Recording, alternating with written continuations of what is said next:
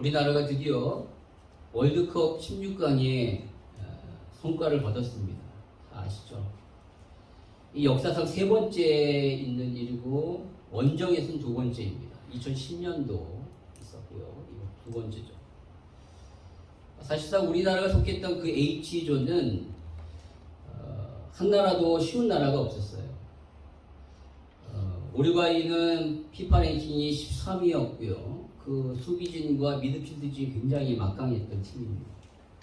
또 포르투갈은 랭킹 9위, 최소 8강까지 아니면 4강까지 진출할 것으로 예상했는데 그렇지 못했죠. 가나는 비록 피파 랭킹 61위였지만 아주 뛰어난 그 용병들을 귀화시키고 또 자국 국민 그 선수들이 해외에서 거의 다 뛰는 선수들이었기 때문에 객관적으로 보면 가장 열악한 팀이 우리나라였습니다. 그런데 16강에 진출했다는 것은 굉장한 일이고 기적에 가까운 일입니다. 이러한 결과를 얻게 된 결정적인 원인, 많은 원인이 있지만 그 중에서 굉장히 중요한 원인은 바로 감독의 능력 때문인 것이죠. 벤투 감독은 4년 동안 그 빌드업 축구라고 해서 차근차근 이게 패스를 통해서 한 단계 한 단계 올라가서 골을 만들어내는 그러한 축구를 꾸준히 변함없이 해왔어요. 처음에는 그것이 굉장히 서툴고 어색했는데 이제 시간이 지나면서 그것이 잘 맞춰지는 가운데 드디어 월드컵에서 그 빛을 발하게 되었습니다. 따져보면 브라질전을 제외하고선 나머지 세 경기는 거의 우리나라가 주도적인 그런 경기를 해왔던 것 같아요. 아주 밀리지 않았습니다. 점유율에서도 그렇고 굉장히 모든 면에서 굉장히 잘 싸웠어요. 그 정도로 벤투 감독은 우리나라 선수들을 잘 훈련시켰고 아주 훌륭한 팀을 만들었다라는 것이죠.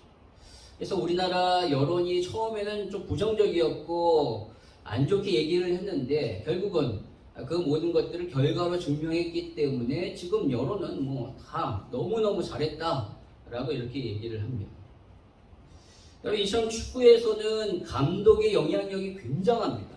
절대적이에요. 어떤 감독이 맞느냐에 따라서 그 축구팀의 색깔과 능력이 너무너무 달라지게 되는 것을 보게 돼요.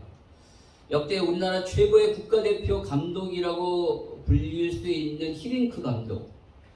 대단하죠. 여전히 한국 사람들에게 있어서는 히어로예요. 영웅입니다. 변방에 잘 축구도 못하는 그러한 우리나라를 전 세계 4강까지 올려놨으니까 엄청난 리더십인 것이죠.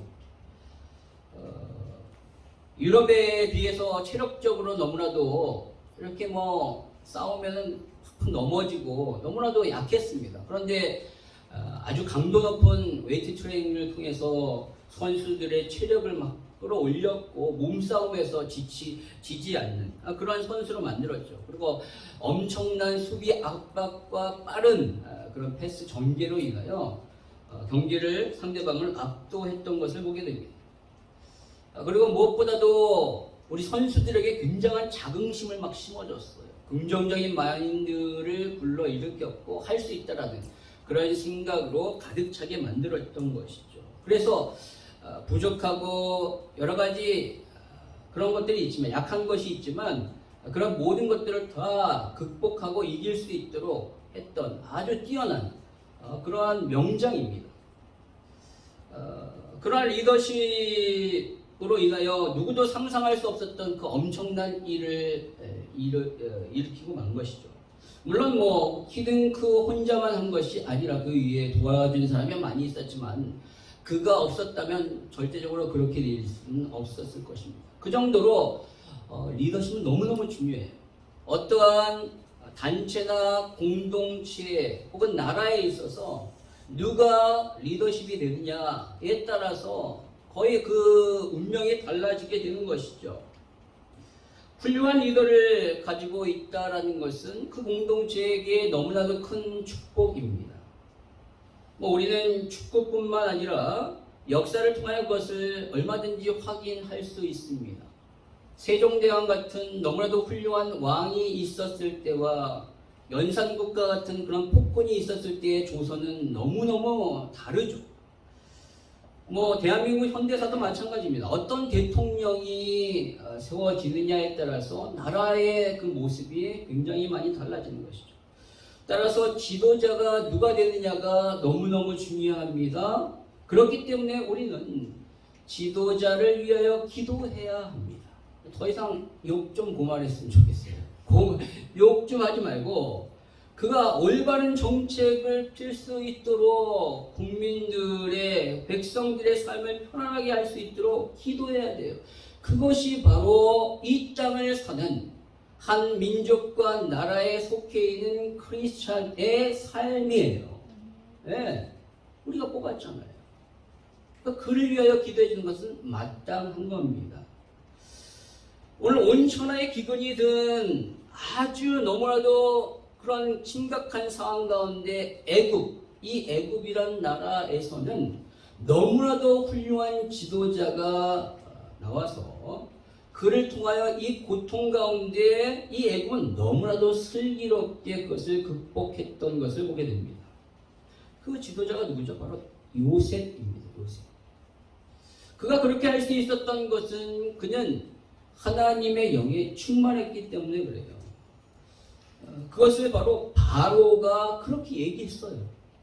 창세기 41장 38절에 보니까 바로가 그의 신하들에게 이르되 이와 같이 하나님의 영에 감동된 사람을 우리가 어찌 찾을 수 있으리요 하고 라고 말합니다.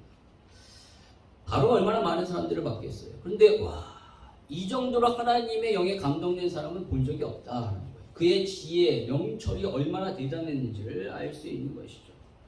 당시 패권국가였던 그 왕이 감옥에 있다가 갓 풀려난 그 히브리인 죄수에게 이렇게 얘기하는 거예요. 그 정도라면 지금 이 요셉이 얼마만큼 대단히 하나님의 영에 충만해 있고 그 명철과 지혜가 뛰어났는지를 알 수 있는 것이죠. 바로 그런 요셉이 애굽의 총리가 되어 리더십을 발휘함으로 말미암아 이 엄청난 흉년이라는 대기근에 그들이 아주 잘 극복했던 것을 보게 됩니다. 그렇다면 그가 어떻게 리더십을 발휘했기에 이런 흉년을 잘 극복할 수 있었을까요? 그 첫 번째는 바로 요셉은 미래를 대비했다는 겁니다. 미래를 대비했어요. 그가 바로의 꿈을 해석하고 애굽의 총리가 되자마자 했던 것은 뭐냐면 바로 애굽 전역을 순찰하는 거예요. 왜냐하면 앞으로 있을 그 기근을 대비하기 위해서. 41장 45절 46절에 보니까 요셉이 나가 애굽 온 땅을 순찰하니라. 요셉이 애굽 왕 바로 앞에 설 때 30세라 그가 바로 앞을 떠나 애굽 온 땅을 순찰하니 그가 순찰하면서 지금을 순찰하는 기간은 7년 풍년이에요. 풍년 그렇죠. 이 풍년 기간 동안에 순찰을 하면서 토지 소산이 어느 정도 되는가를 조사를 한 거예요. 그리고 각 성마다 관리자를 세워서 창고에 곡식을 저장하도록 한 겁니다. 어느 정도 저장했는가 41장 49절에 보니까 쌓아둔 곡식이 바다 모래같이 심이 많아 세기를 그쳤으니 그 수가 한이 없었음이었더라 라고 말하고 있습니다. 어마어마하게 쌓은 거죠. 근데 남들이 보기에는 참 이것은 이상한 거예요. 왜냐하면 지금 풍년이 계속되고 있는데 쓸데없이 사람들에게 돈을 주고 그 곡식을 사서 창고에 저장한다는 것은 참으로 이해할 수 없고 이상하게 보이고 때로는 어리석게 보일 수 있는 것이라는 거죠. 지금 풍년이 계속되고 있는데 굳이 그럴 필요가 있을까? 그러나 이것은 미래를 내다봤던 요셉이 미래를 대비하기 위하여 그렇게 한 것입니다. 이러한 대비가 있고 나서 드디어 흉년이 들었는데 이 기근은 단순히 애국뿐만이 아니라 그 근방에 있었던 모든 나라에게 임한 엄청나게 큰 대기근이에요. 그래서 성경은 온 천하에 기근이 들었다라고 말하죠. 전 세계는 아니겠지만 이 팔레스타인 근방에 있는 모든 나라에 엄청난 기근이 든 거예요. 그것도 앞으로 7년이나 계속되는 엄청난 기근입니다. 그러나 하나님의 영으로 충만했던 이 요셉이 있었기에 애굽뿐만 아니라 그 근방에 있는 모든 나라들이 살게 되는 역사가 있게 된 거예요. 만약에 요셉이 미래를 대비하지 않았다면 다 죽습니다. 애국 사람들 죽고 근방에 있는 모든 사람들이 먹을 거 하나도 없는데요. 7년의 기근이 동안 어떻게 100일 수 있는 사람이 누가 있겠습니까? 여러분, 따라서 미래를 준비했다 한 지도자를 통하여 한 나라뿐만 아니라 전 세계가 살게 되는 그런 엄청난 복을 받게 되는 거예요. 여러분, 우리도 이렇게 살아야 돼요. 우리가 이렇게 살아야 돼요. 우리는 현재를 살지만 미래를 준비하며 사는 삶을 살아야 돼요.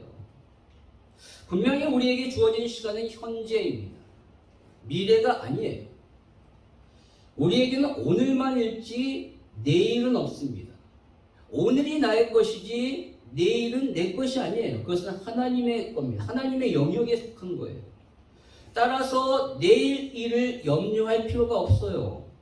왜냐하면 내 것이 아닌데 내가 왜 염려를 해요? 염려하면 하나님이 염려하셔야지. 그렇죠? 따라서 성경은 우리를 향하여 내일 일을 염려하지 말라라고 말하고 있어요. 그 다음에 뭐라고 말하냐면 한날 괴로움은 그날에 족하다라고 말합니다. 그건 무슨 말이냐면 오늘 일에 최선을 다하라는 거예요. 현재 열심히 살라는 것이죠. 미래에 대한 걱정 말고 지금 주어진 상황에 최선을 다해 열심히 살아라. 너네들이 아무리 염려하고 걱정한다고 해서 미래가 달라지는 거 아니야. 바뀌는 것 아니야. 오히려 몸만 아플 뿐이죠. 우리는 오늘 나에게 주신 그 일에 최선을 다하며 살아야 하는 것이. 그것이 하나님의 뜻이고 하나님이 원하시는 거예요. 그러나 여기서 말하는 오늘을 최선을 다하여 살라는 것은 미래를 준비하지 말고 그냥 오늘만을 위하여 살아라 라는 말은 아니에요. 오히려 미래를 준비하는 삶을 살라라는 거죠. 성경은 염려하지 말라라고 그랬지 준비하지 말라라고 말한 적이 없어요. 모든 일에 오히려 잘 대비하지 아니할 때 성경은 책망이에요. 네. 여러분, 염려와 준비는 다릅니다. 염려는 준비하지 아니하고 계속 걱정만 하는 게 염려죠. 준비는 미래에 일어날 일에 기대를 가지고 대비하는 것이 준비예요. 그래서 염려하면 내일은 오늘의 고통이 되지만 준비할 때는 내일은 기쁨의 오늘이 되는 거예요. 시험 공부를 잘 준비한 학생에게는 그 내일의 시험이 기대가 되지만 잘 준비하지 않은 학생에는 내일의 시험이 고통이 되는 겁니다. 성경은 우리가 주님을 맞이하기 위하여 준비하라 라고 말하고 있어요. 반드시 일어날 주님이 다시 오실 그날을 우리가 준비해야 돼요. 어떻게? 깨어서 기름을 준비하라 라고 말합니다. 주님이 오실 날을 성경은 결혼식으로 비유를 해요. 유대사회의 결혼식. 신랑이 신부 집에 오는 날을 그렇게 주님이 오시는 것, 신랑 대신 주님이 오시는 것으로 비유합니다. 유대 사회에서는 결혼식이 신랑이 신부 집에 올 때부터 시작되는 거예요. 거의 일주일 동안 그렇게 시작되죠. 언제 올지 몰라요. 근데 신랑이. 그렇기 때문에 신랑을 맞을 준비를 하라는 거죠.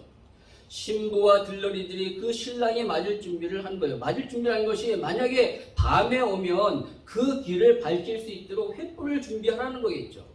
그 횃불을 밝히기 위해서는 기름을 당연히 준비해야 됩니다. 바로 준비하라는 것은 그렇게 충만한 기름을 준비하라는 것이죠. 이와 같이 성경은 우리를 향하여 너네들이 현재를 살고 있지만 미래에 오실 예수 그리스도를 준비하라. 어떻게? 성령의 기름이 끊이지 않도록 하나님의 영으로 충만해 있으라 라고 말하는 거예요. 깨어서 하나님의 영으로 충만해 있을 때 그것을 미래를 준비하는 것이고 그것이 현재를 사는 그리스도인으로서 올바른 삶이다 라고 말하는 겁니다. 그것이 영적인 삶이고 지혜로운 삶이에요. 저와 여러분에게 그러한 삶의 모습이 있기를 바랍니다. 네. 예수님은 오셔요. 언젠가 오셔요. 우리가 알지 못하기 때문에 늘 깨어 있어서 성령에 충만할 수 있도록 그렇게 해야 하는 겁니다. 오늘 요셉처럼 주의 영으로 충만해 있어요. 주의 영으로 충만하여 아무도 대비하지 않았던 그 미래를 온전히 대비하는 저와 여러분의 삶의 모습이 있기를 바랍니다. 바로 요셉은 바로 미래를 준비하고 대비했던 겁니다. 그로 인하여 애국과 모든 백성들이 복을 받죠. 그런데 요셉은 이렇게 이 풍년 기간에 흉년을 준비했을 뿐만 아니라 드디어 이제 흉년이 들었을 때 그는 뭐 했는가? 아주 놀라운 개혁을 통하여 애굽 전역에 완전한 변화를 일으킵니다. 바로 두 번째는 그가 오늘을 개혁했다는 거예요. 현재를 개혁했어요. 41장 56절에 보면 요셉은 기근이 들자 사람들에게 돈을 받고 곡식을 팔아요. 그럼 여기서 우리가 조금 약간 의아한 생각이 들 수 있어요. 지금 기근으로 말미암아 전 세계적인 지금 위기의 상황이고 비상사태 아니에요. 그렇다면 그동안에 비축했던 돈을 그냥 공짜로 이렇게 풀어주면 얼마나 좋을까라고 생각이 듭니다. 저만 생각이 됩니까? 무상급식을 해주면 무상으로 이렇게 급식해주는 것이 하나님의 영에 충만한 사람의 마음 아닐까라는 그러한 생각과 그러한 의아심이 드는 거예요. 그런데 요셉은 전혀 그렇게 하지 않았어요. 돈을 받고 곡식을 팔았습니다. 심지어 13절과 14절에 보면 사람들이 곡식을 사느라고 돈을 다 썼어요. 모든 애국과 가나안 땅에 돈이 다 요셉에게 들어갔어요. 그럼에도 불구하고 요셉이 공짜로 곡식을 풀지 않아요. 왜냐하면 요셉은 인간의 본질을 아주 잘 알기 때문에 그래요. 이 기근이 앞으로 몇 년 더 남았는데 그냥 곡식을 공짜로 나눠주면 사람들은 그 곡식을 처음에는 감사하게 먹지만 그 곡식을 계속 주니까 마구잡이로 막 먹을 거였죠. 당연히 그렇습니다. 아니 공짜로 주는데 그렇게 한없이 먹고 한없이 퍼주고 나눠주면 결국은 애굽의 창고가 돈이 나는 거예요. 바닥이 들어가는 겁니다. 사람은 자기 돈을 들여야지만 아껴요. 인간은 어쩔 수가 없습니다. 내가 돈을 지불해야지만, 대가를 지불해야지만 그것을 아끼게 되는 거예요. 공짜로 받은 것 아끼지 않습니다. 잘. 여러분, 나라가 무상으로 급식하거나 무상으로 돈을 주는 것, 그것이 그렇게 좋은 것만은 아닙니다. 그것을 제대로 조절하지 않을 경우에는 결국 국고가 바닥이 나고 나라의 살림은 완전히 거덜나게 됩니다. 그 대표적인 예가 베네수엘라. 그렇죠. 지금도 전 세계 석유 매장량 1위래요. 80년대에서는 1인당 국민소득 세계 평균이 2,600달러였는데 그때 그 당시에 우리나라는 1,860달러였답니다. 그러니까 평균에 못 미쳤죠. 근데 베네수엘라는 무려 4,800달러나 되었어요. 남미에서 가장 잘 사는 나라였습니다. 그런데 1998년 차베스 정권이 들어서면서 서민들의 마음을 차지하게 하여 아주 강력한 포퓰리즘, 엄청난 포퓰리즘을 썼어요. 그래서 무상교육, 무상주택, 무상급식, 무상의료의 정책을 피는 가운데 수출의 90%를 차지했던 그 석유의 값이 완전히 폭락해버림으로 말미암아 나라의 경제가 무너지기 시작했고 사회 전반적인 부정부패로 말미암아 이제는 걷잡을 수 없는 사회 시스템이 완전히 무너져버린 나라가 된 거예요. 그래서 현재 베네수엘라는 전 국민의 96%가 빈민층입니다. 500만 명 이상이 해외로 이탈했고 2019년 한 해만 35만 %의 물가 상승입니다. 어마어마하죠. 35만 %. 정부에서 발행한 돈은 완전히 휴지 조각, 쓰레기에 불과합니다. 여러분, 인간의 근본적인 생리를 모르면 이럴 수 있는 거예요. 지금 너무 힘들다라고 막 나눠주면 지금은 좋을 것 같은데 또 나중에는 회복될 것 같지만 인간의 욕심은 끝이 없습니다. 더 받고 싶어요. 그래서 그것이 소중하게 여겨지지 않아서 결국은 마구잡이로 그것을 쓰게 되고 곧 없어지게 됩니다. 요셉은 그거를 아는 거예요. 그리고 지금 요셉이 자기가 폭리를 취하지 않는 범위에 대해서 곡식을 돈을 받고 파는 것은 정당한 거예요. 당연한 거 아니겠습니까? 시장이 있는 곳이라면 당연히 돈을 받고 주고 사고 파는 것은 당연한 이런 이치예요. 이것은 절대로 나쁜 것이 아닙니다. 우리나라도 정부미 지금 없나요? 정부미 돈 주고 샀잖아요. 아니 공짜로 나눠줍니까 정부미? 정부미를 잘 모르시죠? 나라에서 이렇게 비축해 준 쌀인데 아주 싸게 살 수 있습니다. 그런데 요셉은 자 여기서 끝나지 않고 사람들이 돈이 다 떨어졌어요. 그래서 어떻게 했냐면 가축을 날려요. 요셉이 16절에 요셉이 이르되 너희의 가축을 내라 돈이 떨어졌은즉 내가 너희의 가축과 바꿔주리라. 여기서부터 더 불편해요. 마음이. 이거 좀 너무 심하지 않은가. 이제 돈이 아예 없는데 그렇다면 공짜로 그래도 무료로 좀 나눠주는 것이 좋지 않을까 라고 생각이 들어요. 근데 집에 있는 가축을 팔라는 것은 그나마 남아있는 그것까지 팔라는 건 너무 잔인한 거 아닌가 라는 생각이 듭니다. 그러나 한편으로는 이것도 맞아요. 왜냐하면 돈이 없으면 집에 남아있는 것이라도 팔아서 곡식을 사는 것이 당연한 거죠. 강매로 그렇게 한 것이 아니잖아요. 지금 너희들 돈이 없으니까 가축이라도 팔어. 그러니까 곡식을 주는 거예요. 이것은 절대적으로 폭력적이거나 잘못된 것이 아닙니다. 그런데 여기서 끝나면 좋은데 여기서 끝나지 않아요. 더 나아가 18절에 보니까 이제 한 해가 바뀌었어요. 근데 더 심해집니다. 기근이. 그래서 사람들이 요셉에게 와서 뭐라고 하냐면 이제 우리는 돈도 떨어지고 가축도 하나도 없습니다. 우리에게 남은 것은 그저 토지와 이 몸뚱아리 뿐입니다.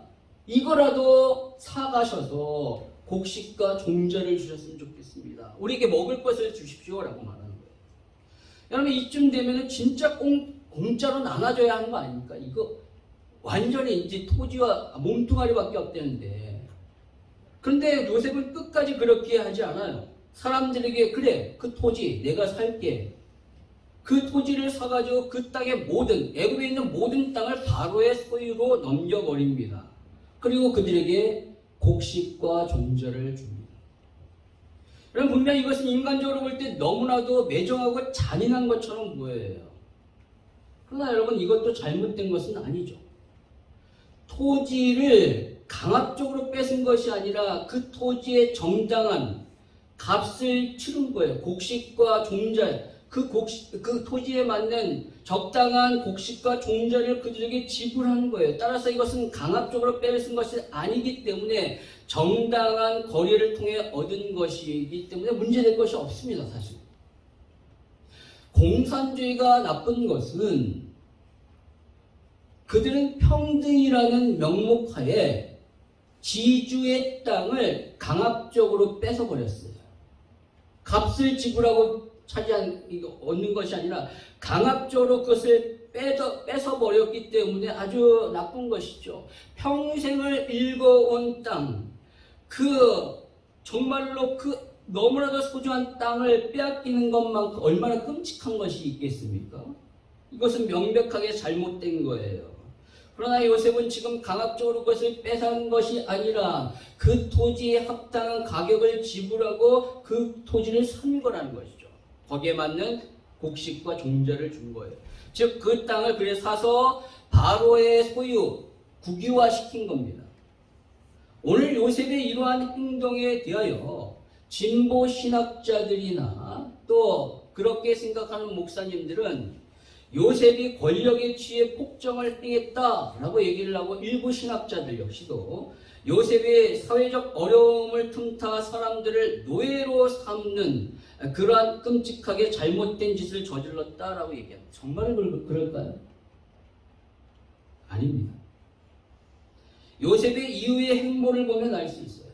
20절에 보니까 땅이 바로의 소유가 되니라 라고 하고 나서 바로 21절에 요셉이 애굽 땅 이 끝에서 저 끝까지의 백성을 성읍들에 옮겼으나 라고 말하고 있어요.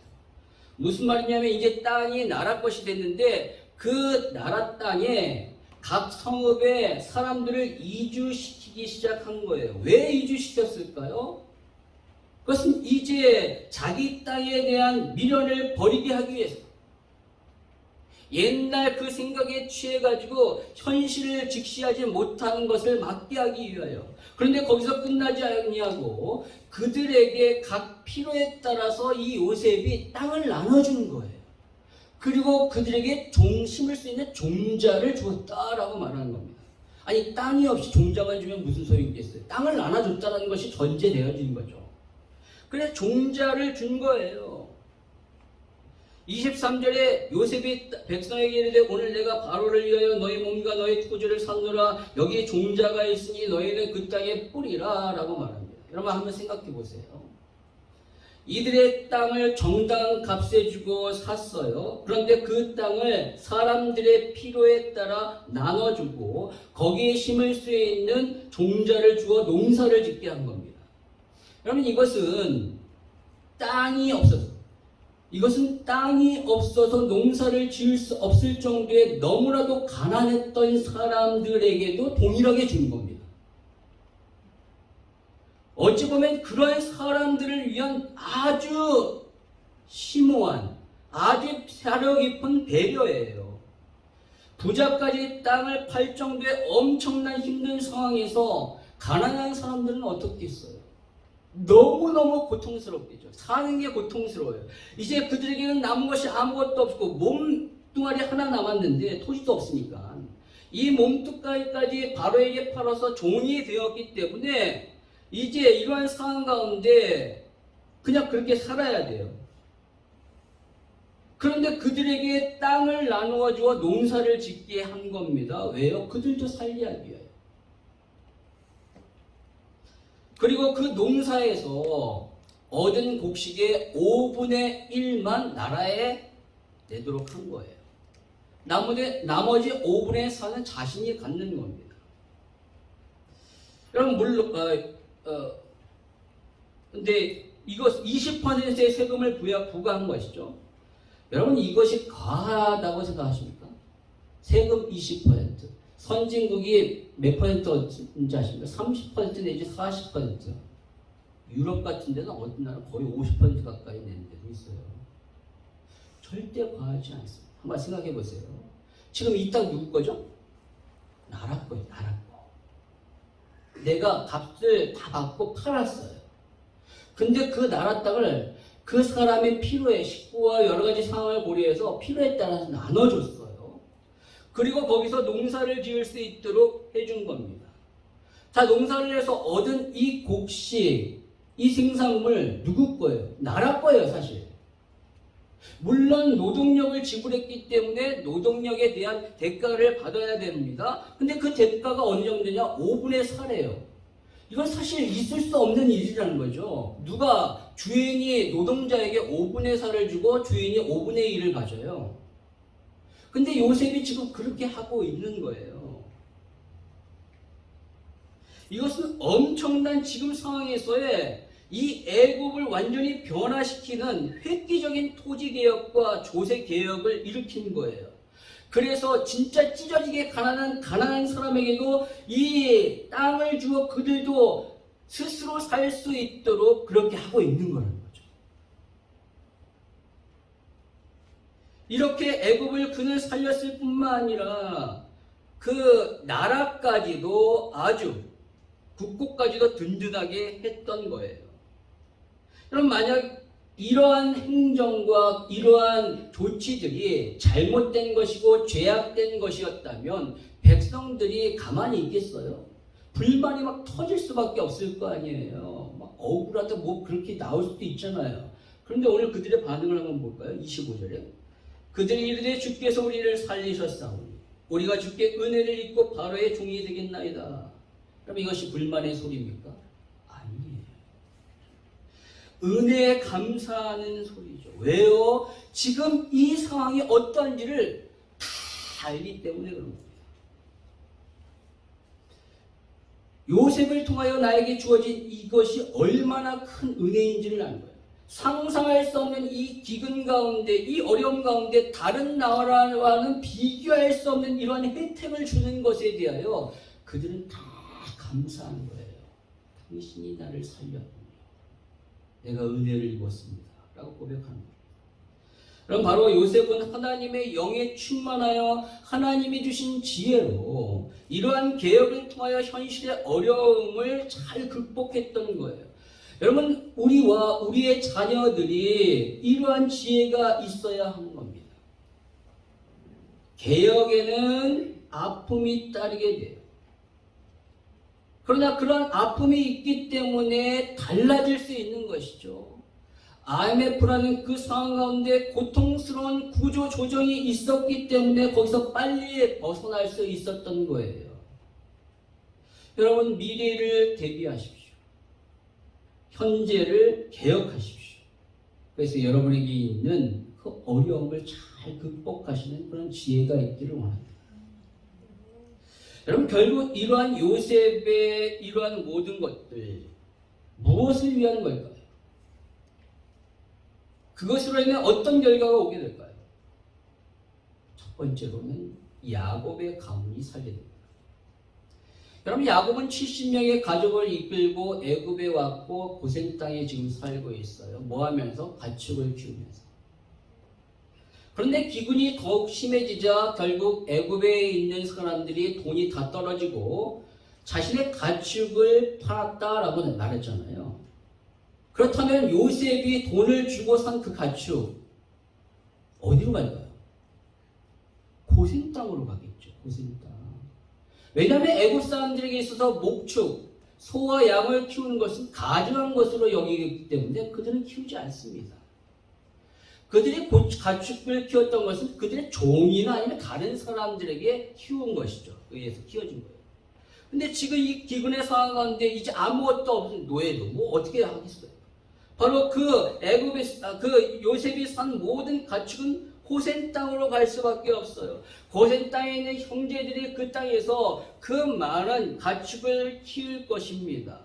또 바로가 그렇게 하라라고 얘기까지 했어요. 47장 6절에 보니까 바로가 형제들을 만나서 이렇게 얘기합니다. 그들 중에 능력 있는 자가 있거든 그들로 내 가축을 관리하게 하라. 지금 요셉이 돈을 주고 산 이 가축 누구 거죠? 바로의 겁니다.